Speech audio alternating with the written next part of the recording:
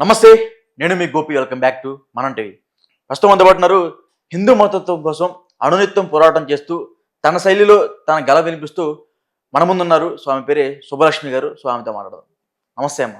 జై శ్రీరామ్. నమస్తే. ఏంది జై శ్రీరామ్ ఏంది? ఎప్పుడు మాట్లాడినా సరే జై శ్రీరామ్ అంటా ఉంటారు. అవును, నేను హిందువుని కాబట్టి జై శ్రీరామ్ చెప్తాను. అంటే మేము హిందువులేమే, ఎందుకు చెప్పలేకపోతుంటారు? ఇప్పుడు ఒక క్రిస్టియన్ ఉన్నాడంటే ప్రైజ్లాడ్ అనుకుంటారు మనిషి కలవగానే కనిపించగానే. ముస్లిం ఉన్నాడంటే సలాం అలైకుం అంటే వాళ్ళకి సలాం చెప్పుకుంటారు. హిందూ కూడా ఖచ్చితంగా జై శ్రీరామ్ అంటే జై శ్రీరామ్ చెప్పుకోవాలి. మన హిందువులు సెక్యులర్లు ఎక్కువ కాబట్టి నమస్తే, హాయ్, హలో ఇవి చెప్పుకుంటారు. నేను పక్కా హిందువుని కాబట్టి, కట్ట హిందువుని కాబట్టి నేను జై శ్రీరామ్ అనే చెప్తాను. అంటే మీరు ఒక్కలే, ఇప్పుడు నేను చాలా మంది హిందువులు కలిసా, అందరు కూడా నమస్తే బాబు అంటారు. మరి మీరు ఒక్కలే కొత్తగా జై శ్రీరామ్ అని. కొత్తగా కాదు, అసలు పాతదే. మన హిందువుల్ని అంటే చాలా మంది పట్టించేశారు. చాలా మంది దేవుళ్ళు ఉన్నారు కదా, కేవలం జై శ్రీరామ్ అని ఎందుకు? శ్రీరాముడు అందరికి ఆదర్శవంతుడు. అన్నదమ్ములకి. అంటే శివుడు కదా, ఆయన వెర్షన్ వేరు. మరి ఆయన మాట్లాడచ్చు జై శ్రీ ఓం నమః ఓం నమః శివాయ అని అంటాం. అంటారా? ఓం నమః శివాయ. ఇగో రుద్రాక్షలు ఉన్నాయిగా. ఓకే ఓకే, ఇదంతా పక్కన పెడితే రీసెంట్ టైమ్స్ లో ఒక అతను బాగా ఫేమస్ అయ్యాడు ఒక పాట ద్వారా. కోయి కోయి కోడిని కోయి అని గొర్రప్ప. సో ఆయన అయితే విపరీతంగా ఫేమస్ అయ్యాడు. కానీ ఆయన మీద పెద్ద ఎత్తున ఆరోపణలు చాలా ఉన్నాయి. ఒకటి కాదు, రెండు కాదు, పదుల సంఖ్యలో ఆయన మీద ఆరోపణలు ఉన్నాయి. కొన్ని కోట్ల రూపాయలు కొల్లగొట్టాడని, అక్రమాస్తులు సంపాదించాడని, అమ్మాయిలపైన అగాత్యం చేయబోయాడని పెద్ద ఎత్తున ఆరోపణలు ఉన్నాయి. సో ఆయన మీద మీ అభిప్రాయం ఏంటి? వాడు పెద్ద దొంగ. అవునా? దుర్మార్గుడు. దమ్ముంటే రమ్మనండి, ఎదురుగుంటాను కూర్చోమన్నాడు చెప్తాను. ఆడు పోగొత్తాం బయట హిస్టరీ. ఆంధ్రాలో శుభ్రంగా తన్ని తవిరైతే తెలంగాణ వచ్చి ఇక్కడ పెట్టకథలు చెప్తున్నాడు, సొల్లు మాటలు చెప్తున్నాడు. ఇక్కడ తెలంగాణలో ఉన్నాడు కొంతమందికి తెలియక అమాయకులు గొర్రెల్లా నమ్ముతున్నారు. గొర్రె కషాయుడు నమ్ముతుంటారు కదా, అలాగే వాడు కషాయుడే. నీకు ఎట్లా తెలుసు కషాయుడని? తెలుసు, మాకు ప్రూఫ్స్ ఉంటాయి. కావాలా? ఏమున్నాయి ప్రూఫ్స్? ఏమన్నా మీ దగ్గర? వాడిని కడపలో తన్ని తరివేశారు, మహబూబ్ నగర్ లో తన్నేశారు, కడపలో తన్నేశారు, విజయవాడలో తన్నేరు. దేనికి తన్నారు? వీడు చేసే అక్రమాల పనులను బట్టి. అక్రమాలు దేవుని నమ్ముకుంటున్నాను, నేను ప్రభువుని నమ్ముకుంటున్నాను, నన్ను దేశం అంతా నన్ను ఉద్ధరించేమన్నాడు మా ప్రభు అని చెప్తున్నాడు వీడు. ఏలూరులో ఒక అమ్మాయికి వాళ్ళ భర్త సరిగ్గా కలవట్లేదని చెప్పేసి ఇతన్ని సలహా తీసుకుంటే, నేను కోయి బిడ్డని, అడవి బిడ్డని, నేను కోయి దోరని అని చెప్పేసి అని, నీకు వలమూలికలు ఇస్తానని చెప్పేసి అని విజయవాడ రమ్మని చెప్పి లాడ్జికి తీసుకెళ్లి వీడు 50,000 ఇవ్వు లేదంటే 30,000 ఇవ్వంటే, నా దగ్గర లేవు బాబు అంటే, నా దగ్గర పడుకో నీకు ఫ్రీగా ఇస్తాను నేను అని చెప్పేసి అని ఆ అమ్మాయిని కూడా అరాచకం చేశాడు వీడు లాడ్జీలో. ఓకే, రమ్మానండి నా కొడుకుని, చెప్పులు తీసి కొట్టు ఊరూరు పరిగెట్టి తంతవి నా కొడుకుని. వీడు గొప్పోడు. వీడిని ఫేమస్ చేశారు సోషల్ మీడియాలో, కోయి కోయి. అందుకే కామెడీ పీస్ చేస్తారు. వీడిని కామెడీ పీస్ అయినా కామెడీ పీసే. వాడు పాస్ అంటే ఏమన్నా అన్నాడు, ఆడ కళ్ళద్దాలు, ఆడి జుట్టు, ఆ రేస్టాలు పెద్ద బోక్ నా కొడుకుడు. అలాగే కడపలో కూడా ఒక పాస్టరు ప్రార్థనలకి పిలిస్తే వంటగదిలోకి వెళ్ళి వాళ్ళ భార్యని రేపు చేయకపోతే అక్కడ ఆడి తన్ని 50 కిలోమీటర్లు తన్ని తవ్వేరండి కారులో ఉంటా. అది ఇంకా చాలా చాలా ఉన్నాయి. విజయవాడలో ఇల్లు లేదంటాడు వీడు. నాకు ఇల్లు లేదు, ఇల్లు లేదు, ఇల్లు లేదు. వీడికి ఎందుకు ఇల్లు లేవు? 2 ఇల్లులు ఉన్నాయి వీడికి. ఎక్కడెక్కడ? గురజాల్లో ఉన్నది, విజయవాడలో ఉన్నది, గుడివాడలో ఉన్న రోడ్డు పక్కన ఉన్నాయి. బిల్డింగ్ పైన రేకుల సెట్ చర్చి కట్టాడు వీడు. అసలు ఆ చర్చి లేదు అన్నాడు. లేదు కదా, ఇటు సర్టిఫికేట్ చూపించాడు, ఆధార్ కార్డు తీసుకుని మొత్తం తీయండి హిస్టరీ. ఏమీ తెలియని అమాయకులను మోసం చేస్తారు ఈ పాస్టర్లు. ఈ పాస్టర్ల భోగోతాలు మాకు బాగా తెలుసు. అందుకని వీళ్ళని ఎవరిని కూడా నమ్మవసరం లేదు. దయచేసి ఎవరు కూడా నమ్మకండి. వీడేదో పేదరుపులు చేసి నాకు ఇల్లు లేదు, నాకు డబ్బు లేదు, ఫోన్ లేదు, నేను కోయిదోరని అడవి పెట్టినంటే ఈ నిజంగా కోయిదోర. ఈ సర్టిఫికేట్ చూపించమనండి. ఆ సర్టిఫికేట్లు ఏముంటది? వీడు కోయిదోర. వీడు భద్రాచలం నుంచి వచ్చాడు. వీడు గుడివాడు, గురజాల వీడి సొంతూరు. ఓకే, అక్కడ ఉంటాడు వీడు. విజయవాడలో లవర్తో కులుకుతూ, లవర్తో పెట్టుకుని ఒక చర్చి కట్టించుకుని అక్కడ విజయవాడలో కూడా అక్కడ ఉంటున్నాడు. ఓకే, గుర్రప్పకి లవర్ కూడా ఉందా? లవర్ కూడా ఉంది పిల్లలతో పాటు. వీడు ముందు చేసి అన్ని కూడా వ్యభిచారాలే. వికలాంగ అమ్మాయిని కూడా రేప్ చేయబోయాడు. ఒక పాస్టర్ వేరే భార్యని రేప్ చేయబోయాడు. ఒక అమ్మాయిని రేప్ చేయబోయాడు. ఇంకేటి ప్రూఫ్స్ ఉన్నాయి కదా. మహబూబాద్ లో కూడా ఇన్ని తవిరేశాడు. మహబూబ్ నగర్ లో స్కూల్ పిల్ల మీద వ్యభిచారం చేయకపోతే. అవునా? ప్రార్థన పేరుతోనే వీడుండే చోట పిలుచుకుని ఆడు తప్పుడుగా ప్రవర్తించంటే ఇన్ని తన్ని తవిరేశారు. ప్రతి చోట తన్ని తవిరేరండి. ప్రతి చోట, ఒక చోట అనేదే కాదు. మహబూబాబాద్, వరంగల్, విజయవాడ, తర్వాత కడప, ఓకే, ఇలా చాలా ఊర్లు ఉన్నాయి. నాకు ఆయన ఎక్కడికి వెళ్ళినా సరే ప్రవర్తన ఉంటుంది ఆయనలో. ఖచ్చితంగా కామాంధుడు. వాడే చెప్తాడు కదా, ఒక ఇంటర్వ్యూలో ప్రార్థనలోని మన సోషల్ మీడియాలో చూశాను. నన్ను తన్నబోయారు, నేను బడ్డీ కిందకు దూరిపోయాను అవును అని చెప్పేసి అన్నాడు కదా. అవును అవును ఆడు చేసినాడు చెప్పుకుంటాడు సిగ్గులేకుండా. కానీ ఏంటంటే వీడి మీద యాక్షన్ తీసుకోకపోవడం ప్రభుత్వం తప్పు, గవర్నమెంట్ తప్పు, అధికారులది తప్పు. అంటే ఆయన సుమారు ఒక ప్రార్థన దగ్గరికి వెళ్ళి ప్రార్థన చెప్పాలన్నా సరే, మంచి వాక్యం చెప్పాలన్నా సరే సుమారు 40,000 నుంచి 50,000 తీసుకున్నాడు. నిజమేనా? తీసుకుంటాడు. పాస్టర్లకు డబ్బు లేకుండా రారండి. ఉమ్, డబ్బులు పైనుంచి కుమ్మరించేస్తారు. మీకు తెలుసా క్రైస్తవంలోని? తెలీదు. నేనున్నాను ఉమ్, నేనున్నాను నన్ను ఒక పాస్టరు, ఉమ్, అక్క నువ్వు ఇన్ని రోజులుగా నువ్వు హిందూ ధర్మం కోసం పనిచేస్తున్నావు, ఇన్ని సంవత్సరాల తరపు నుంచి నీకులాగా ఒక ట్రాన్స్జెండరు హిందుత్వం నుంచి క్రైస్తవ్యానికి వచ్చేసింది, వచ్చేసి ఈ రోజు పాస్టర్ అమ్మ అయింది, సాక్ష్యాలు చెప్తుంది చర్చిలో. ఉమ్, ఆవిడ ఎక్కడికి వెళ్ళినా సరే 20,000 ఖచ్చితంగా క్యాష్ ఇస్తారు. ఉమ్. అలాగే దారి ఖర్చులు పెట్టుకుంటారు, రూము, భోజనం, మాంసం అయితే మాంసం ఖచ్చితంగా చర్చిలో. ఎవరా పాస్టర్? ఎవరు? మా ఊర్లో దగ్గరలో ఒక ఊర్లో ఉన్నాడు ఒక పేరేం పాస్టర్. పేరు? పేరు వద్దు, రివ్యూ చేయకూడదులే, ఎందుకు ఆయనకి నాకు ఒక స్నేహం అనేది ఉంది. ఓకే. తను సోదర భావంతో చెప్పాడు, నువ్వు మా దాంట్లోకి వచ్చేసే, నువ్వు హిందూ ధర్మం కోసం చేస్తున్నావు కదా, నేను ఇన్నాళ్ళు హిందూ ధర్మం కోసం పనిచేశాను. అది కాదు, ఆ ట్రాన్స్జెండర్ ఎవరు పేరు చెప్పారు కదా, ఎవరామె? ఆవిడ పేరు అంజలి. అంజలి గారు. ఓకే. ఆవిడ ఎక్కడికి వెళ్ళినా సరే ఆవిడకి భోజనం పెట్టి దారి ఖర్చులు ఇచ్చి అంటే ఆ పాస్టర్ గా మారిపోయారా? ఫాస్టర్ గా మారిపోయింది. పాస్టర్ గా మారిపోయారంటే ఇప్పుడు బాప్టిస్ట్ తీసుకున్నారా? ఆవిడ బాప్తిసం తీసుకుంది. మిగతా ట్రాన్స్జెండర్స్ కూడా ఆవిడ 300 మందిని మార్చానని చర్చిల్లో కూడా సాక్ష్యాలు చెప్తుంది. నేను మార్చాను 300 మందిని, మా ట్రాన్స్జెండర్స్ ని మీరు కూడా మార్చనని చర్చిల్లో కూడా ఆవిడ అదే బోధ చేస్తుంది. ఉమ్, కానీ సిగ్గులేని మా హిందువులు ఎలా ఉన్నారంటే, హిందూ ధర్మం కోసం ఎంత పోరాడుతున్నా సరే ఎక్కడా కూడా హిందూ ధర్మానికి సంబంధించిన పండుగలు ఎన్నో జరుగుతుంటాయి. అవును. జాతరలు చేస్తారు, అమ్మవారి జాతరలు, పండుగలు చేస్తారు, షష్ఠులు చేస్తుంటారు, వినాయక చవితి, ఎన్నెన్నో జరుగుతుంటాయి. ఇంత హిందూ ధర్మం కోసం పనిచేస్తున్నటువంటి నన్ను పిలిచి కనీసం ధర్మం కోసం పనిచేస్తున్న నా స్టేజీ మీద ధర్మం కోసం 4 మాటలు చెప్పమని ఒక చిన్న కార్యక్రమం ఏర్పాటు చేయరు. ఉమ్, హిందువులు ఎప్పుడు కూడా recording dance, break dance, DJ songs ఇలాంటివి ఏర్పరచుకుంటారు హిందూ ధర్మానికి సంబంధించిన పండగలకి. ఉమ్.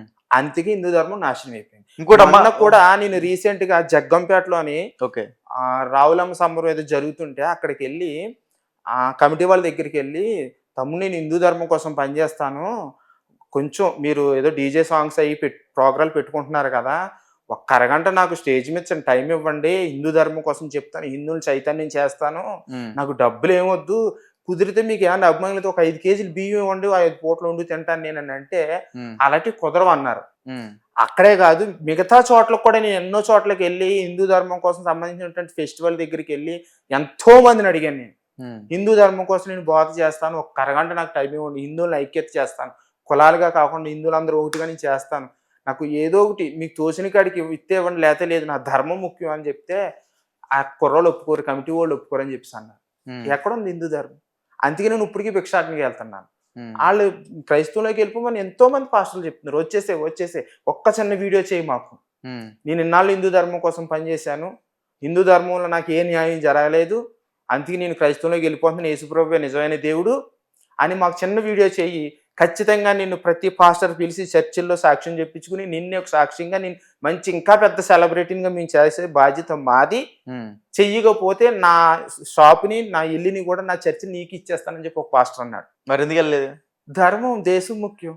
ఉమ్, ఇప్పుడు అతను ఇచ్చిన డబ్బులు, అతను ఇచ్చిన చర్చి, అతను ఇచ్చింది నా ధర్మాన్ని అమ్మేసుకున్నట్టే, నన్ను నేను కూడా అమ్మేసుకున్నట్టే. ఉమ్, కానీ నేను చచ్చిపోయేటప్పుడు నేను ఏం తీసుకెళ్ళను, కారు కూడా కొనిస్తానన్నారు వాళ్ళు ఉమ్, పాస్టర్లు అందరూ డబ్బులు వేసుకుని. ఉమ్, ఎక్కడ ప్రతి చర్చికి వెళ్ళి నువ్వు సాక్ష్యం చెప్పు, ఉమ్, యేసుప్రభు కోసం సువార్త చెయ్యి, నీకు ఏమీ ఇబ్బంది కలగదు ఆర్థికంగా, ఏ చర్చికి వెళ్ళినా సరే 5,000 10,000 నీకు ఇస్తారు, ఉమ్. గెస్ట్ కింద నేను పిలుస్తారు, నువ్వు ఒక సెలబ్రిటీగా నేను తీసుకెళ్తాం మేము అని చెప్పి ఎంతో మంది పాస్టర్లు చెప్పారు. అలాంటి ఫేక్ పాస్టర్లో ఒకడైన ఈ కోయి అలియాస్ గొర్రప్ప, అందులో వీడు ఒకడు. అతను ఒకడు. ఇతను కూడా చెప్పాడా? వీడు నాకు చెప్పలేదు కానీ వీడు పక్క దొంగిడు, వ్యభిచారి, వీడు ఓకే. పక్కా వ్యభిచారి. ఇన్ని రమ్మనండి దమ్ముంటే ఫోన్ చేద్దాం ఒకసారి. వీడి మీద ఫోన్ చేయండి ఒకసారి. అంటే నేను 2 రోజుల నుంచి ఫోన్ చేస్తున్నా, మొన్న ఫోన్ చేస్తే ఎత్తారు. ఎత్తి ఇట్లా సంగతి ఇట్లా మీ మీద ఆరోపణలు ఉన్నాయంటే నేను మా కుల పెద్దలతో మాట్లాడి చెప్తా అంటున్నాను. ఒకసారి చేయండి, నేను సో మాట్లాడు. అంటే ఇప్పుడు ఆరోపణలు ఉన్నాయి కాబట్టి ఒకసారి సోషల్ మీడియాకి వచ్చిన తర్వాత మీడియా వాళ్ళకి రెస్పాన్సిబుల్ గా మాట్లాడాలి. అట్లా మాట్లాడకుండా లేదు మాకు మీతో మాకు సంబంధం లేదు, నేను మా కుల పెద్దలతో మాట్లాడుకొని మా చర్చి పెద్దలతో మాట్లాడుకొని నేను నిర్ణయం తీసుకుంటా, మీరు ఎంతమంది అయినా నేను చూసుకుంటా అంటున్నాడు. ఎంతమంది అయినా అలాంటి వాళ్ళకి మీరేం చెప్తారు? మరి ఒకసారి ఫోన్ చేయండి, ఫోన్ చేస్తే మాట్లాడు. ఇప్పుడు మీరు గుర్రప్ప గారితో మాట్లాడండి. గుర్రప్ప గారికి మనం ఇప్పుడు చేసాం, మాట్లాడదాం. ఎత్తరు, ఫోన్లు ఎత్తరు. అంటే ఈ మధ్యన ఫేమస్ చేశారు కదా, మీడియా వాళ్ళు పట్టుకుంటున్నారు, ఇలాంటి ఆరోపణలు మళ్ళీ బయటకు వచ్చేస్తాయి. మీడియా ఎంత అయితే పాపులర్ చేసిందో అలాగే వెనకాలన్న గోతులు కూడా తవ్వుతారు. కోతులు కూడా తవ్వేస్తారు. ఉమ్, అందుకని ఇప్పుడు దాకా ఫేమస్ అయ్యే ఊపులో ఉన్నాడు. ఉమ్, ఇప్పుడు నుంచి ఏంటంటే మీడియా ఏం పట్టుకుంది అంటే వెనకాల ఉన్నటువంటి తప్పులు తవ్వడం మొదలు పెట్టింది మీడియా. ఉమ్, అందుకని ఇక నుంచి మీడియాకు దొరకడం అనమాట. ఉమ్, సైలెంట్ అయిపోయి మళ్ళీ గంప కింద కోళ్ళగా మళ్ళీ కోయ్ కోయ్ కోయ్ కోయ్ అంటాడు. ఇంకా ఉమ్, ఈ దొంగను మనం ఎలాగైనా సరే పట్టుకుని ఉమ్. ఏదో టైంలో దొరుకుతాడు, ఖచ్చితంగా స్టేషన్ అప్ చెప్పాలి. ఆమె మీరు ఏమైనా కేసు పెట్టదలుచుకుంటున్నారా ఇలాంటి వ్యక్తి మీద? ఖచ్చితంగా ఎందుకంటే మీరు హిందూ ధర్మం కోసం గొప్పగా పోరాడుతూ ఉన్నారు. సో ఇలాంటి అరాచకులు, మతం పేరుతో ఆడవాళ్ళ మీద అగాయిత్యానికి పాల్పడే వ్యక్తులకి అమ్మాయిలు మీరు ఇచ్చే వికలాంగులు సమాధానం. అమ్మాయిల మీద కూడా ఉమ్, ఖచ్చితంగా నేను కేసు పెడతాను ఇతని మీద. ఉమ్, నేను ఇప్పుడు ఈ స్టూడియో నుంచి వెళ్ళిన తర్వాత నేను రేపు ఎల్లుండో ఖచ్చితంగా కేసు పెడతాను, ఉమ్, కంపల్సరీ పెడతాను. ఇలాంటి వాళ్ళని చూస్తూ ఊరుకోవడం కూడా పెద్ద తప్పు. ఇది ఉమ్, తప్పు చేసేవాడిని చేస్తే మనకెందుకు అనుకోవడం కూడా అది మన తప్పు. అది ఉమ్, చేసేవాడిని చేయనివ్వకూడదు. తప్పు. ధర్మం కోసం పనిచేస్తున్నాడు, ధర్మంగా ఉన్నాడా, వాడు మంచి పని చేస్తే మనం ప్రోత్సహించాలి. ఇలాంటి దుర్మార్గులను మనకెందులో వదిలేస్తే రేపు పొద్దున మన ఇంటి ఆడబిడ్డ అవ్వచ్చు, లేకపోతే మన చుట్టాల, మన బంధువులు, మన పిన్నో, మన అన్నగారు కూతురు, తమ్ముడు కూతురు ఎవరో ఒకరు అవుతారు కదా బాధ్యులు. ఉమ్. అందుకంటే ఇలాంటి వాళ్ళు మేము వదిలే ప్రసక్తి అనేది లేదు. ఖచ్చితంగా నేను కేసు పెడతాను, ఇంకో 10 మంది చేత పెట్టేస్తాను కూడా నేను ఖచ్చితంగా, గుర్రప్ప మీద. ఖచ్చితంగానే. అంటే హిందూ ధర్మం కోసం చేస్తున్నారా, లేదా ఇట్లా అమ్మాయి మీద ఇట్లా అగాయిత్యానికి పాల్పడుతున్నారా అంటే చేస్తారా? ధర్మం విషయం పక్కన పెడితే ఉమ్, ఒక స్త్రీల పట్ల గౌరవం లేకోకుండా వీడు ఒక వికలాంగ అమ్మాయిని వదలలేదు, సాటి పాస్టర్ భార్య అని వదలలేదు, ఆ స్కూల్ పిల్లల మీద వదలలేదు. ఈ కామ కళ్ళు వీడికి. ఉమ్, ఇటువంటి వాళ్ళు, స్త్రీ అంటే హిందూ ధర్మంలో దైవం, తల్లి, ఉమ్, తల్లి కంటే ఎక్కువ అన్నమాట. అటువంటి స్త్రీల మీద ఇలాంటి అరాచకాలు జరుగుతుంటే ఎలా వదలమంటారు? ఉమ్, ధర్మంతో పాటు అదే ధర్మం చెప్తుంది, ఇలాంటి దుర్మార్గుల్ని ఖచ్చితంగా శిక్షించాలి. ఉమ్. మన ఆడపిల్లల్ని కాపాడుకోవాలి, స్త్రీమూర్తిని కాపాడుకోవాలి. అంటే ఇలాంటి గుర్రప్పకే చాలా విషయాలు ఆరోపణలు పెద్ద ఎత్తున ఆమె నడుస్తున్నా సరే ఆయన అసలు జంకట్లేదు, భయపడట్లేదు. దేనికంటారు? వెనకాల డబ్బు, ఉమ్, బలగం, వెనకాల వీళ్ళకి క్రిస్టియన్స్ అనేది ఏంటంటే పాస్టర్లకి కమ్యూనిటీ ఉంటుంది, వీళ్ళు చైన్ లింక్. వీళ్ళకి ఓకే. ఏదైనా జరిగితే వీళ్ళు వందల మంది వచ్చేస్తారు. వీళ్ళకి రాజకీయ బలం కూడా ఉంటుంది వీళ్ళకి, ఎందుకంటే ఓటు బ్యాంక్. వీళ్ళు ఉమ్, రాజకీయ నాయకులు సపోర్ట్ ఉంటుంది. వీళ్ళ మీద కేసులు పెట్టిన తొందరగా తీసుకోరు. ఉమ్, వీళ్ళు చర్చిల్లో ఉన్నటువంటి జనాలకి ఏం చెప్తారంటే, ముందుగానే ఎవరైనా సరే ఒక రాజకీయంగా ఒక ఆయన ఎదుగుతూ ఉంటే అతని దగ్గరికి వెళ్ళిపోతారు. వీళ్ళు పాస్టర్లు అందరూ వెళ్ళిపోతారు. ఉమ్, వెళ్ళిపోయి మేము పలానా ఊరోళ్ళు వెండి అని చెప్పేసి చిన్న సాల్వా కప్పేసి ప్రార్థన చేసేసి వీళ్ళకి మీరే గెలిచేయాలని చెప్పేసి అనేసి వీళ్ళు రాజకీయ నాయకుల్ని ముందుగానే వీళ్ళు సరౌండ్లో పెట్టేసుకుంటారు. ఉమ్. కాబట్టి వీళ్ళు ఏ తప్పులు చేసినా సరే కప్పేసుకోవడానికి రాజకీయ బలం కూడా ఉంది, రాజకీయ బలం కూడా ఉంది. ఖచ్చితంగానే.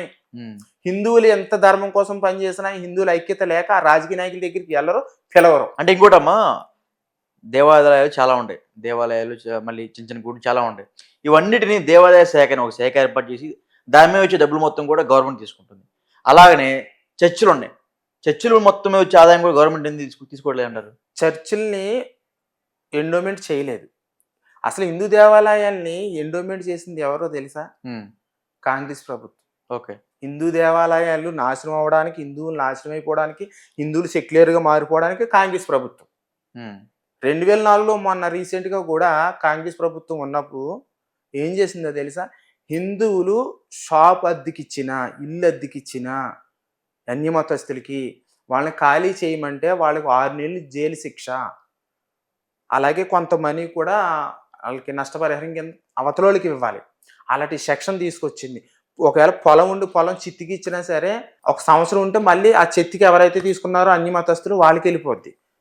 ఉమ్, అలాంటి సెక్షన్లు తెచ్చింది కాంగ్రెస్ ప్రభుత్వం. అప్పుడు మోడీ గారు అడ్డుపడ్డారు. ఆ రోజు మోడీ గారు అడ్డుపడకపోతే ఈ రోజు హిందువులు తుక్కు కింద పెంట్ల పోలైపోతారు. ఉమ్, ఇలాంటి సిగ్గులేని హిందువులు ఇంకానే బీజేపీ అంటే ఏటో తెలీదు, ధర్మం అంటే ఏటో కూడా తెలీదు. సిగ్గులేని హిందువులకి ఉమ్, ఉన్నారు సెక్యులర్ కుక్కలు, అడ్డగాడిదలు. ఎంత తిట్టినానికి సిగ్గు రాదు, శరణం రాదు. ఉమ్, బీజేపీ అంటే అన్నిటిని కూడా కులాలకి మతాలకి అతీతమైన పార్టీ.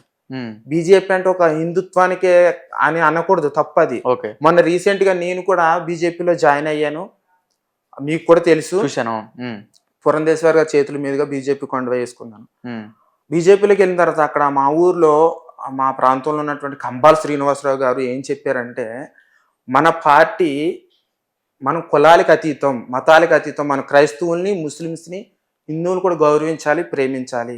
వన్ సైడ్ ఉండకూడదు, మన పార్టీ సిద్ధాంతం అది కాదు, అందరిని గౌరవించే పార్టీ అని చెప్పని క్రైస్తవుల్ని ముస్లిమ్స్ని కూడా ఆయన చేర తీసుకుని బీజేపీ పార్టీలోకి వచ్చారు. అంటే ఇప్పుడు మీరు హిందూ ధర్మం కోసం చాలా పోరాడుతున్నారు. అసలు సనాతన ధర్మం అంటే ఏంటి? సనాతన ధర్మం అంటే అది అంతు చిక్కనిది. నేను సనాతన ధర్మం ఏంటి అని అడిగా, అంతు చిక్కనిది అని కాదు చెప్తున్నాను కదా. సనాతన ధర్మం అంటే అంతు చిక్కనిది, ఎక్కడ దొరకనిది. దొరకనిది అంటే మీకు అర్థం కాదు. దొరికేవి కొన్ని వేరు ఉంటాయి, దొరకని వేరే ఉంటాయి. అంటే పుట్టుక చావు లేనిది సనాతన ధర్మం. పుట్టుక చావు లేని సనాతన ధర్మం. చావు లేనిది పుట్టుక లేనిది.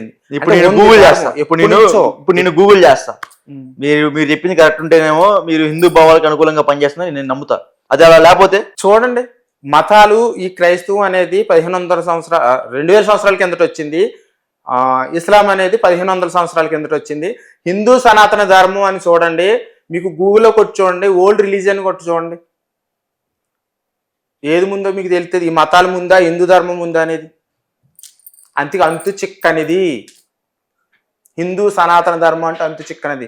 కొన్ని కోట్ల సంవత్సరాల నుంచి భూమి ఆకాశం ఏర్పడిన కానించి భగవంతుడి కానించి ధర్మం ఉన్నది. గూగుల్లో సెర్చ్ చేసి చూడండి. చేస్తున్నాను, అదే చేస్తున్నాను. అసలు సనాతన ధర్మం అంటే ఏం చేస్తున్నాను నేను? శాశ్వతమైన ధర్మం లేదా శాశ్వతమైన క్రమం అనేది హిందూ మతంలోని కొన్ని విభాగాలకు అంతర్పకు మరియు హిందూ ధర్మాలతో సహా హిందూ మతం యొక్క అన్య దేశాలకు ప్రత్యామ్నాయంగా పదంగా ఉపయోగించబడుతుంది. ఈ పదం సంస్కృతంగా మరియు ఇతర భారతదేశ భాషలో కనుగొనబడింది. సో ఈ పదం వచ్చేసరికి మీరు చెప్పిన దానికి సంబంధం లేదు. ఇదేందని చెప్పమంటారా? సనాతన ధర్మం అంటే ఒక వ్యక్తి జీవన శైలి, ఆ వ్యక్తి ప్రక్రియ కుల మతాలతో సంబంధం లేకుండా అందరూ ఒకే విధంగా బతకాలి అనేదాన్ని సనాతన మతం అనేది. సనాతన ధర్మం అనేది కేవలం హిందూ మతానికి అంటగడుతున్నారు. సో సనాతన ధర్మం అనేది హిందూ మతానికి సంబంధించింది కాదు, ప్రతి ఒక్క మానవుడికి సంబంధించింది. అవసరానికైతే ఆఖరికి జంతువులు కూడా ఈ సనాతన ధర్మం వర్తిస్తుంది. సో మీరు దీన్ని హిందూ మతానికి అంటించవద్దు. మతం అనేది జీవన విధానమే, కరెక్టే, ఒప్పుకుంటాను. కానీ సనాతన ధర్మం అన్నారు కదా మీరు. ధర్మం అనేది హిందూ దేవతలు అనేది ఈ ధర్మం ఏర్పరచుకున్నది ఎప్పటి నుంచో ఉంది. ఈ మతాలు ఈ మధ్యన వచ్చి ఈ సనాతన ధర్మం ఎప్పుడో ఉంది కదా, ఆ ఉద్దేశంతో నేను చెప్పాను. అంతే తప్ప హిందూ ధర్మాన్ని కించపరచాలని వేరే వాళ్ళని ఏదో చేయాలని కాదు. ధర్మం అనేది ఎప్పటి నుంచో ఉంది.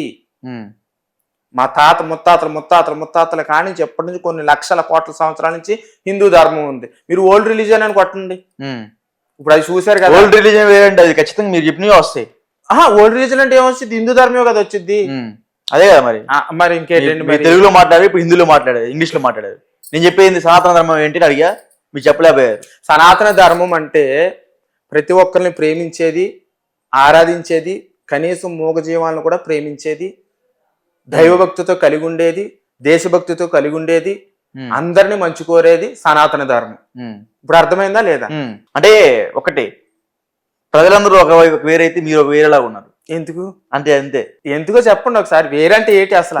సనాతన ధర్మం అంటే ఒక వ్యక్తి జీవన శైలి, ఆ వ్యక్తి ప్రక్రియ, ఎదిగే విధానం, అవతల వాళ్ళతో మనం మాట్లాడే మమేకమయ్యే ఈ కుల మతాలు అనేది అంతరాయం లేకుండా పక్క తొలగించేదాన్నే సనాతన ధర్మం. అంటే ప్రతి ఒక్కరితో సమానంగా అందరినీ ఒకే విధంగా గౌరవించేదాన్ని అంటారు. నాకు ఇప్పుడు అర్థమైంది.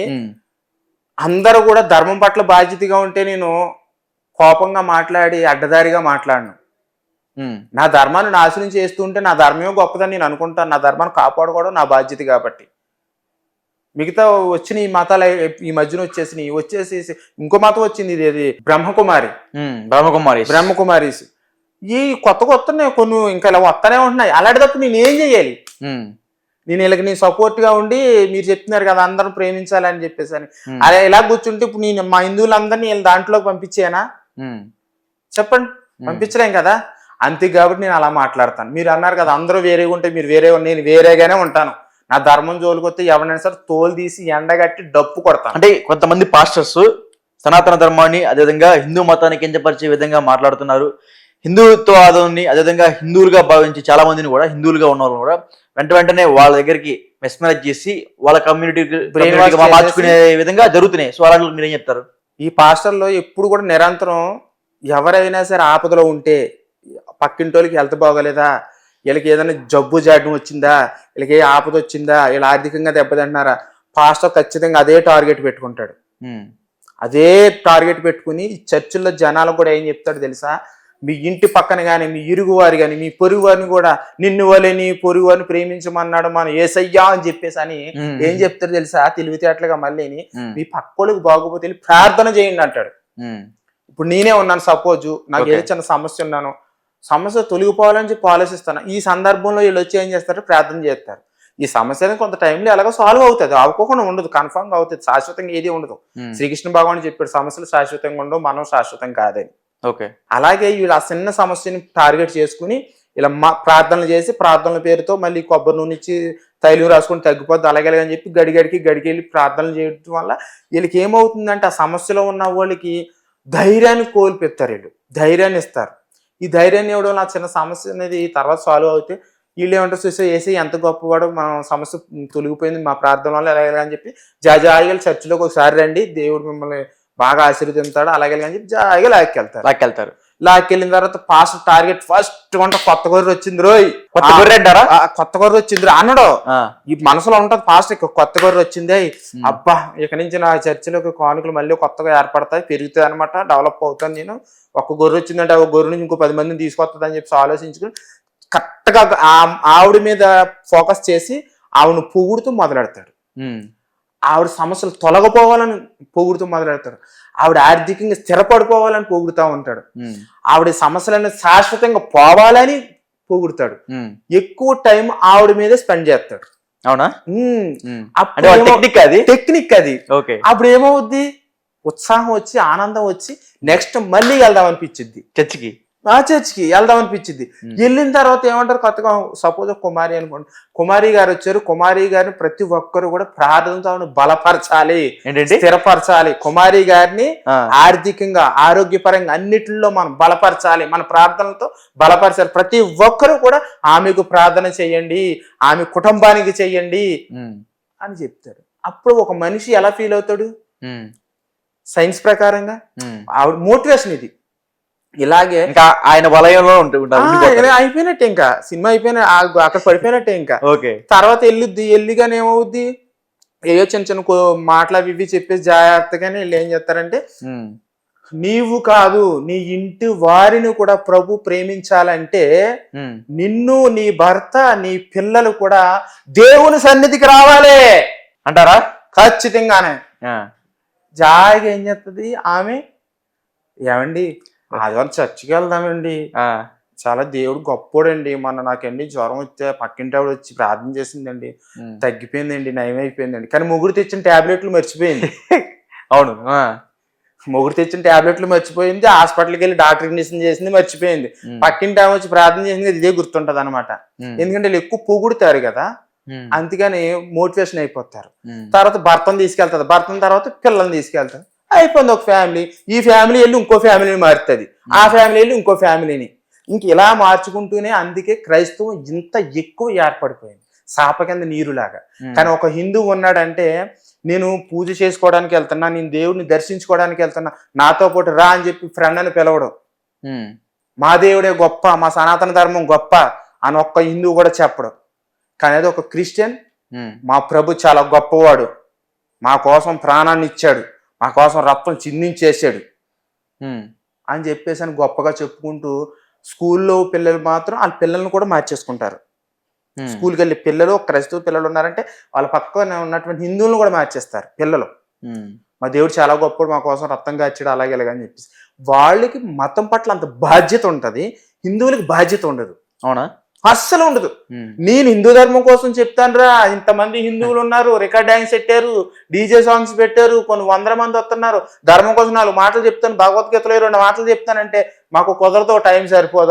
మరి వీళ్ళ హిందువులని ఎలాగాలని అడ్డగాడిది నా కొడుకులు కాకపోతే, సిగ్గులేని పనికి మళ్ళీ నా కొడుకులు కాకపోతే, నాకంటే వెనకాల మతం మారినటువంటి క్రైస్తవులోకి వెళ్ళిన వాళ్ళు ఆర్థికంగా స్థిరపడిపోయి పాస్టర్లు అయిపోయారు. నేను హిందూ ధర్మం కోసం చెప్తాంటే నాకు కావాలా వద్దురా నాయన, నాకు వద్దు, నాకు హిందూ ధర్మం కోసం చెప్తాను, స్టేజ్ మీద 5 నిమిషాలు టైం ఇవ్వండిరా అంటే అస్సలు ఎవరు.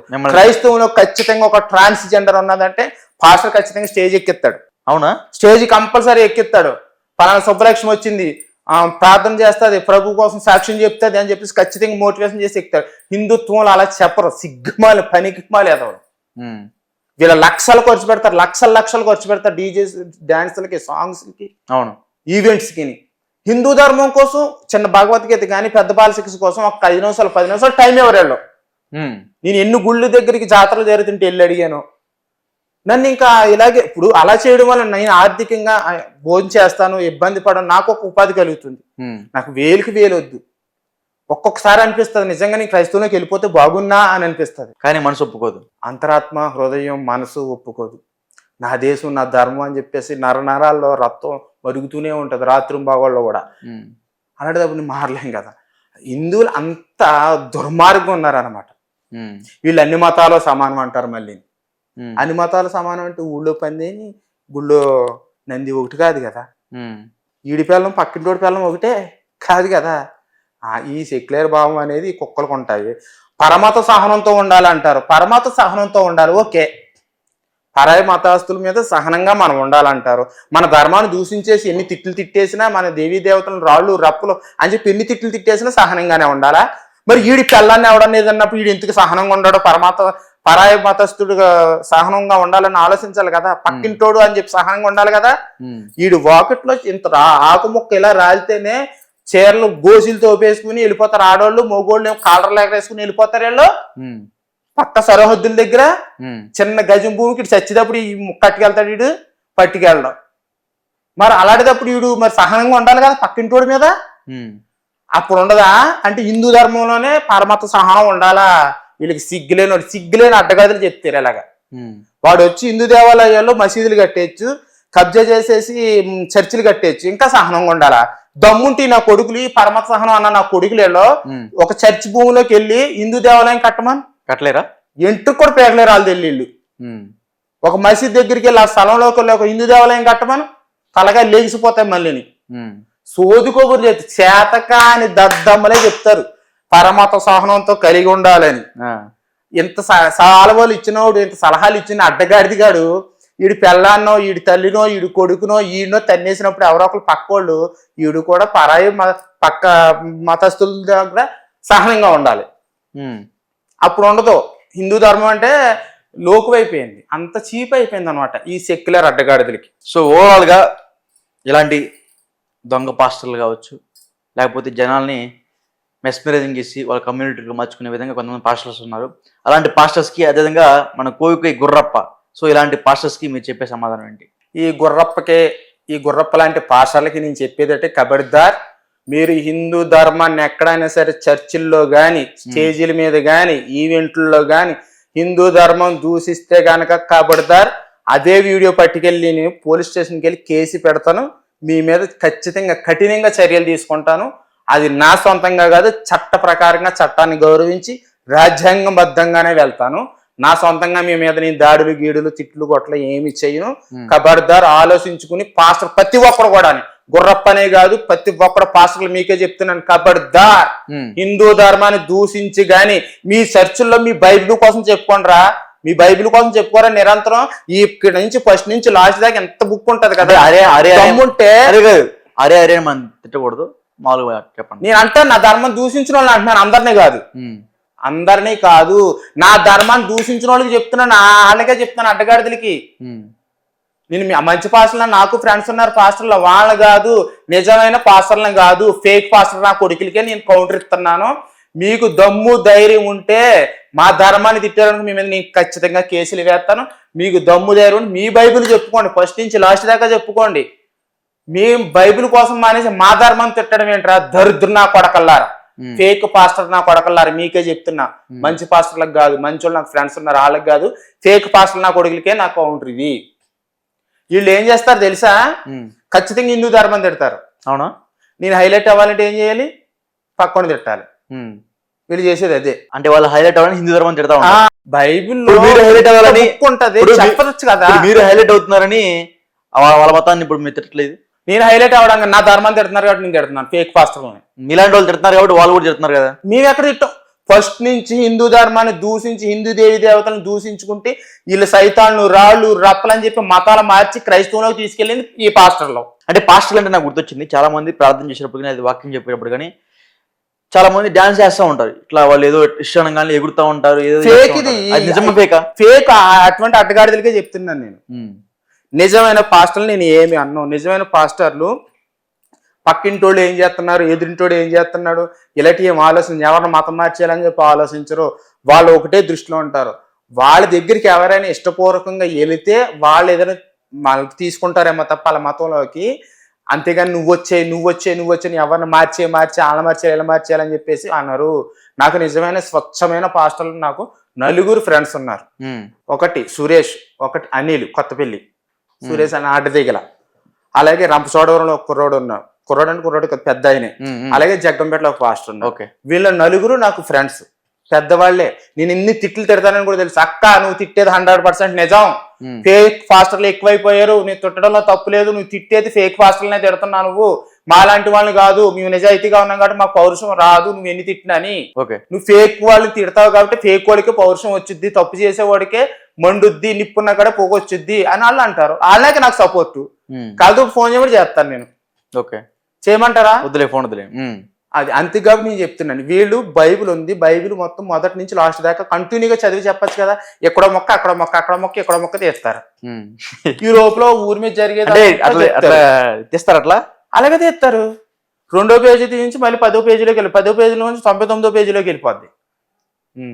మన భగవద్గీత అలాగే అది లైన్గా కంటిన్యూగా వెళ్తుంది. ఫస్ట్ నుంచి అలా చదువుకుంటూ వెళ్తాం లాస్ట్ దాకా. వీళ్ళు దమ్ము ధైర్యం లేక వీళ్ళు హిందూ ధర్మాన్ని దూషిస్తూ ఉంటారు ఈ దొంగ పాస్టర్లు. ఎంత సహనంగా ఊరుకుంటున్నానంటే ఇంకా నేను చాలా సహనంగానే ఉన్నాను. ఎంతమంది హిందూ ధర్మం తిడుతున్నారు. మతం మారిన వాళ్ళు హిందువుగా పుట్టి అది తాత ముత్తాతలు కూడా హిందువులు అయ్యుండి మతం మారి ఈ అడ్డగాడిదలు మళ్ళీని ఈ దేశంలో బ్రతుకుతూ, ఈ భారతదేశంలో బ్రతుకుతూ హిందూ ధర్మం దూషించారు. దశమ భాగం అని మీరు విన్నారా? దశమ భాగాలు అసలు కష్టార్జితంలో 10% డబ్బు తిరిగిపోతుంది. అసలు దశమ భాగం అని డబ్బు తిరిగిపోతుంది. మరి పాస్టర్లు పేదోళ్ళు అంటున్నారు. పేదోళ్ళు ఎక్కడున్నారండి? పాస్టర్లు గుర్రప్ప ఉన్నాడు కదా. అంటే 2 ఇల్లు ఉన్నాయి కదా. పైన చర్చ్ ఉంది, విజయవాడలో చర్చ్ ఉంది, గురజాడలో చర్చ్ ఉంది, ఇల్లు ఉంది, గుడివాడలో ఉంది. ఈ గుర్రప్పకే తంతే మళ్ళీ తెలంగాణ నుంచి మరి ఆంధ్ర కాదు, ఈసారి ఒడిశా వెళ్తాడు. ఈసారి కోయి అని అక్కడ అంటే అక్కడ లేపు పడేస్తారు. సూపర్ దరిద్రం పోద్ది. తన్ని ధైర్యతారు అక్కడ కూడా వరుసలో. మరి దశమ భాగం డబ్బులు మొత్తం కూడా పాస్టర్కి వెళ్ళిపోద్ది. ఒక వ్యక్తికి కష్టార్జితంలో నెలకి 10% ఇచ్చేయాలి. అది కాక వారం కానుక. రీసెంట్గా మీకు క్వశ్చన్ చెప్పినా, నేనుండే ఏరియాలో మా ఇంటి పక్క ఆవిడ ముసలి ఆవిడే, బాగా ముసలి ఆవిడ అంటే ఒక 50 అలా ఉంటాయి. వాళ్ళ నాన్న చచ్చిపోతే దినం భోజనం చేయలేదు తెలుసా? అవునా? కాదు ఫోన్ చేస్తాను, పర్లేదా? చేయలేదు. అదేంటమ్మా ఏం వండారు మీ నాన్నగారి కార్యానికంటే, మేము సైతాన్ని కదా, మీ విగ్రహారాధనలాగా ఉంటుంది, అది నేను తినలేదమ్మా. అదేటమ్మా నీకు జన్మనిచ్చిన తండ్రి కదమ్మా, ఆయన దినం చేసినట్టు భోజనం ఎందుకు చేయలేదు తల్లి అని అడిగితే విగ్రహారాధనతో సమానం అన్నాడు. మరి ప్రేమించే మాత్రం ఎందుకు అయ్యింది? కన్న తండ్రి చచ్చిపోతే అతని దినకార్యానికి పెట్టినటువంటి భోజనం కూడా తినలేదంటే మరి ఏమనుకోవాలి? ఏం ముట్టుకోలేదు. ముట్టుకోను అన్నది ముట్టుకోలేదు, తినలేదు కూడా అని ఖచ్చితంగా చెప్తుంది అలాగా. మరి ఇది ప్రేమించే మతం ఎందుకైంది? ద్వేషించే మతం కాదు. కన్న తల్లిదండ్రులను కూడా ద్వేషించమన్నది బైబిల్. తల్లిదండ్రులను ద్వేషించమన్నది, అన్నదమ్ములను ద్వేషించమన్నది, అక్క చెల్లెలను ద్వేషించమన్నది బైబిల్లో ఉన్న. ఇవన్నీ నేను ఎక్స్క్రిస్టియన్ గా చెప్తున్నాను. అంతేందుకు బైబిల్ అసలు ఎక్కడ కూడా యేసు నేనే దేవుని అని ఎక్కడ చెప్పలేదు. చెప్పలేదు. వీళ్ళెందుకు ఇట్లా ప్రచారం చేస్తున్నారు? మీకు ఒక వాక్యం చెప్తాను చూడండి. చెప్పండి. మనుషులకి దేవుడి దయ ఉంటుందా, దేవుడికి దేవుడి దయ ఉంటుందా? ముందు లాజిక్ మాట్లాడుకోవాలి. ఎందుకంటే గొర్రెలు మళ్ళీ అడ్డదారి పెట్టించేత మనుషులకి దేవుడి దయ ఉంటది కదా. దేవుడికి మళ్ళీ దేవుడి దయ ఉండదు కదా. ఉండదు. నిజమే కదా. ఉండదు. అవును. వాక్యం తెస్తాను. లూకాసు వార్త 2వ అధ్యాయం 52వ వచనం. యేసు జ్ఞానమయందును వయసు యందును దేవుని దయయందును మనుషుల దయయందును వర్ధిల్లుచుండెను. బైబిల్ వాక్యం చెప్తుంది ఇది. లూకాసు వార్త 2వ అధ్యాయం 52వ వచనం. ఏ పాస్టర్ అయినా సరే ఈ వాక్యం ఉందా లేదో ఆలోచించుకోండి. ఉంది, డెఫినెట్ గా ఉండదు. మళ్ళీ చెప్తుంది, యేసు జ్ఞానమయందును అంటే యేసు వారు జ్ఞానమయందు, వయసు యందు, దేవుడి దయ యందు. దేవుడి దయ ఎవరికి ఉంటది? దేవుడికి ఉంటదా? దేవుడి దయ మనకు ఉంటది, మనిషికి ఉంటది కదా. బైబిలే చెప్తుంది అక్కడ. దేవుడి దయ ఎందును మనుషులు దయ ఎందు. మనుషుల దయ ఎవరికి ఉంటది? దేవుడికి ఉంటదా? మనుషుల దయ ఎవరికి ఉంటది? ఎవరికి ఉండదు, మనుషులకే ఉంటది. అదే మనం అనుకున్నది. ఏలో చెప్తున్నానండి వాక్యం. మనుషుల దయ మనుషులకే ఉంటది, దేవుడికి ఉండదు. దేవుడి దయ ఇంకా మనుషులకు ఉంటది. అదే చెప్తుంది. యేసు జ్ఞానము యందును వయసు యందును దేవుని దయయందును మనుషుల దయయందును వర్ధిల్లుచుండెను.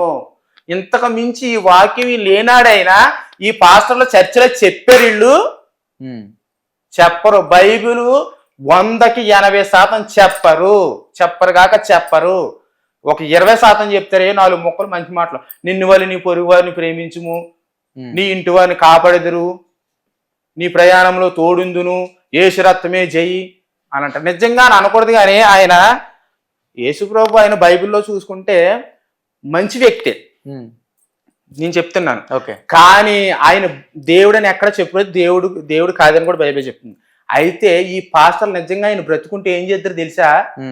మనిషికి ఒక ముక్క నరికేసి వెళ్ళే వాళ్ళు ఇంకా ఇజ్రాయేల్లో 3 మేకులు కొడితే 44 మేకులు కొట్టేసి యేసు వారిని కొట్టిన మేకని చర్చిల్లో అద్దం డబ్బాలో బాక్సులు పెట్టి పాట పెట్టేస్తారు. ఏసు గారిది చెవి ముక్క, ఏసు గారిది ఏలు ముక్క, ఏసు గారి తల వెనట్టుకు, యేసు ప్రభు వారిది పన్ను, యేసు ప్రభు గారి ఏలు ముక్క అని చెప్పేసి అని వీళ్ళు ఒక గాజు డబ్బాలో పెట్టి పాటలు పెడతారు వీళ్ళు. అవునా? మొదట ఎవరింట్లో బిడ్డ పుట్టారనుకో చర్చిలో పాట అండి, పాట పెడతారు. మీకు తెలీదా? చర్చిలోకి వెళ్ళి వాళ్ళకి ఎవరికైనా బిడ్డ పుడితే మొదటకుంటా దేవుడికి అని చెప్పేసి పాట పెడతారు. ఆ దేవుడి పాట 30,000, దేవుడి పాట 20,000, దేవుడి పాట 25,000, ఇలాగా ఆ చర్చిని బట్టి. ఫస్ట్ కొంట ఏదన్నా సరే ఫ్రిడ్జ్ కొనుక్కున్నా, టీవీ కొనుక్కున్నా, మంచం కొనుక్కున్నా, ఏది కొనుక్కున్నా ఫస్ట్ కొంట దేవుడికి ఇచ్చేయాలని చెప్పేసి ఇలా దొబ్బుతారు. నిజంగా దేవుడు తీసుకుంటాడా? దేవుడు తీసుకుంటాడు, దేవుడికి ఇవ్వాలని చెప్పేసి దొంగబద్దలాడి పాస్టర్లు తీసి దొబ్బుతారు. వీళ్ళేమో ఏసీ కారులో తిరుగుతారు, ఏసీ రూముల్లో ఉంటారు. ఆ చర్చిలోకి వెళ్ళి వాళ్ళు కూలి పనులకి వెళ్ళి రావాలి. వీళ్ళు ఇస్త్రీ చొక్కా 4 వాళ్ళని చెమటలో వచ్చుకుని వస్తారు ఎండలో పని చేసుకుని. అందుకే అంటున్నాను, ఆ యేసు ప్రభు వారు నిజంగా బ్రతుకుంటే ఏలే చంపేద్దరు, పాస్టర్లే చంపేద్దరు. ఈ దొంగ పాస్టర్లు, నిజమైన పాస్టర్లు కాదులే, ఏలే చంపేసి ముక్కలు కానీ పంచి వేసుకుని కొట్టేసుకుని పీకెద్దరు. కనీసం తోలు కూడా మిగలనుకోకుండా చేసేద్దరు ఈ దొంగ పాస్టర్లు. పాట పెట్టేద్దరు ఆయన ముక్క, యేసు ప్రభు గారి ముక్క అని అంటారు కదా, యేసు ప్రభు గారి రక్తం, అవును, యేసు ప్రభు గారు రొట్టు మొక్క అని. ఆయన మొత్తం ఆయన ఉంటే ఆయన చంపేద్దరు దొంగ కొడుకులు వీళ్ళు, దొంగ పాస్టర్లు. మంచోళ్ళు కాదు, మంచోళ్ళు ఉన్నారు, 10% ఎంత ఉన్నారు, 90% మొత్తం 90% దొంగ కొడుకులే. దొంగ నా కొడుకులు నేను చెప్తున్నాను కదా, నేను చూసి ఉన్నానండి. ఈ వీడియో ద్వారా మీకు ఏమైనా ఇబ్బంది అవుతుంది తర్వాత ఏం సరే? ఎందుకంటే ఈ విధంగా నేను తిట్టింది దొంగ పాస్టర్లని, నిజమైన పాస్టర్లని కాదు. ప్రతి చోట కూడా చెప్పాను, నేను దొంగ పాస్టర్లనే తిడుతున్నాను అని, ఫేక్ పాస్టర్లని. నిజమైన పాస్టర్లు నేను తిట్టను, వాళ్ళకి నేను ఎప్పుడు సపోర్ట్. నిజమైన ప్రతి పాస్టర్ కూడా దశమ భాగం తీసుకుంటూనే ఉంటాడు కదా, తీసుకోడు. నిజమైన పాస్టర్ ఒకటి దశమ భాగం అనేది ఇప్పుడుది కాదండి, ఎప్పుడుతోని ఆ నాటిలో పేదవాళ్ళు ఉండేవారని చెప్పేసి అని, ఏమీ లేని వాళ్ళు ఉండేవారని చెప్పేసి అని దశమ భాగం పెట్టి ఉన్నవాడి దగ్గర నుంచి దశమ భాగం తీసుకుని లేనోడికి పెట్టేవారు. ఇప్పుడు ఎవరు లేనోళ్ళు ఉన్నారు? అసలు దశమ భాగం అనేది ఎవరికి బైబిల్లో ఉన్నది? దేనికోసం తెలుసా? దైవ కార్యక్రమాలకి, పేదవాడికి సహాయం చేయడానికి బైబిల్ చెప్పింది దశమ భాగం. పాస్టర్ని తీసుకోమని కాదు. క్రైస్టియన్స్ మీరు బాగా గుర్తు పెట్టుకోండి, దశమ భాగం అనేది ఉన్నవాడి దగ్గర తీసుకుని పేదవాడికి పెట్టమన్నది బైబిల్ వాక్యం. కానీ పాస్టర్లు తీసుకుంటున్నారు. పాస్టర్లు కాదు ఏమన్నది దశమ భాగం, కుడి చేతి నుంచి ఎడమ చేతికి తెలియకోకుండా దానం చేయమన్నాడు, బైబిల్లో ఉంది వాక్యం. అది ఎవరికి? పాస్టర్కి దానం చేయమన్నారా బైబిల్? లేని వాళ్ళకి సహాయం చేయమన్నాడు. మరి వీళ్ళు పాస్టర్లు తీసుకుంటున్నారు, మరి ఇది అబద్ధమే కదా. దొంగ పాస్టర్లే దశమ భాగం తీసుకుంటారు, నిజమైన పాస్టర్లు తీసుకోరు. నిజమైన పాస్టర్లు ఉన్నంతలోనే సర్దుబాటు చేసుకుని వాళ్ళ జీవన విధానాన్ని గడుపుకుంటూ వాళ్ళకు ఉన్నంతలో ఇంకా పేదవాళ్ళకి సహాయం చేస్తూ, ఆ చర్చిలో కానుకలు ఏమన్నా వస్తే అవి పేదవాళ్ళకి పంచుతారు, అవి ధర్మ కార్యాలకి ఖర్చు పెడతారు. ఈ ఫేక్ పాస్టర్లు కోట్ల గడించేసి బిల్డింగ్ల మీద బిల్డింగ్లు, పొలాల మీద పొలాలు, వీళ్ళ పిల్లలేమో అమెరికాలో చదివించుకుంటూ ఈ జనాల దగ్గర డబ్బులు దోచుకుంటున్నారు. నేను తిట్టింది ఫేక్ పాస్టర్లనే. సో ఓవరాల్ గా హిందూ మతం గురించి ఒక మాటలో చెప్పండి, నేను చెప్తాను. ఈ సనాతన ధర్మం చాలా గొప్పది. హిందూ మతం గురించి అడుగుతున్నా, సనాతన ధర్మం గురించి అడగట్లేదు. మా హిందూ మతమైనా గొప్పదే చెప్తున్నాను కదా, మా హిందూ మతం చాలా గొప్పది. అందుకే నేను ధర్మం కోసం పోరాడుతున్నా. ఎక్కడ కూడా హిందువులు మతం మార్చేయాలని చూడరు. మా హిందువులే ఇంకా మతాన్ని మారిపోతున్నారు తెలియక ధర్మం కోసం. కాబట్టి హిందూ ధర్మం అనేది ప్రతి ఒక్కరికి దాన ధర్మాలు చేస్తుంది, పేదవాళ్ళకి సహాయం చేస్తుంది. ఎక్కడైనా సరే గుళ్ళకాడ చూడండి, భోజనాలు పెడతారు. వినాయక చవితికి, దసరాకి కానీ, లేదా పుష్కరాలకు కానీ, శివరాత్రికి కానీ ఎక్కడైనా పెడతారు తప్ప ఎక్కడ కూడా ఒక పాంప్లెట్ ఇవ్వరు. హిందూ ధర్మం చాలా గొప్పదని ఒక భగవద్గీత శ్లోకాలు కానీ, పెద్ద బాలశిక్షలో వాక్యాలు కానీ, మాటలు కానీ ఏది కూడా ఒక పాంప్లెట్ ఇవ్వకుండా ఎంతమంది వెళ్ళినా, కొన్ని వేల మంది వెళ్ళినా భోజనాలు పెడుతూనే ఉంటారు. ఈ పాస్టర్లు ఏం చేస్తారు తెలుసా? ఒక 100 మందికి టార్గెట్ చేసుకుని ఒక చాక్లెట్లు బిస్కెట్లు పెట్టుకుని పాంప్లెట్లు కొట్టి బైబిల్ పట్టుకుని ఏజెన్సీ ప్రాంతంలో మొదలుపెట్టారు. అల్లూరు సీతారామరాజు జిల్లాలో ఏజెన్సీలో మొదలుపెట్టారు. ఓకే. అక్కడికి వెళ్ళి బైబిల్ ఇవ్వడం, దేవుడే గొప్ప, యేసు ప్రభువే నిజమైన దేవుడు, మీ ప్రభువులోకి రండి అని చెప్పి చాక్లెట్ ఇవ్వడం, లేకపోతే రగ్గులు ఇవ్వడం, ఇప్పుడు శీతాకాలం కదా రగ్గులు ఇవ్వడం, దుప్పట్లు ఇవ్వడం, ఇలా చేస్తారు. హిందువులు ఎక్కడ అలా చేయరు. ఓకే. వాళ్ళు ఎంత దాన ధర్మాలు చేయని, ఎంత చేయని, మా ధర్మంలోకి గొప్పది, మా ధర్మంలోకి వచ్చేయండి, మన సనాతన ధర్మం చాలా గొప్పది అని చెప్పి ఎక్కడ చెప్పరు. ఇది అంతే. కాబట్టి హిందూ ధర్మం గొప్పది. ఓకే అమ్మ, రైట్, థ్యాంక్ యూ. జై శ్రీరామ్.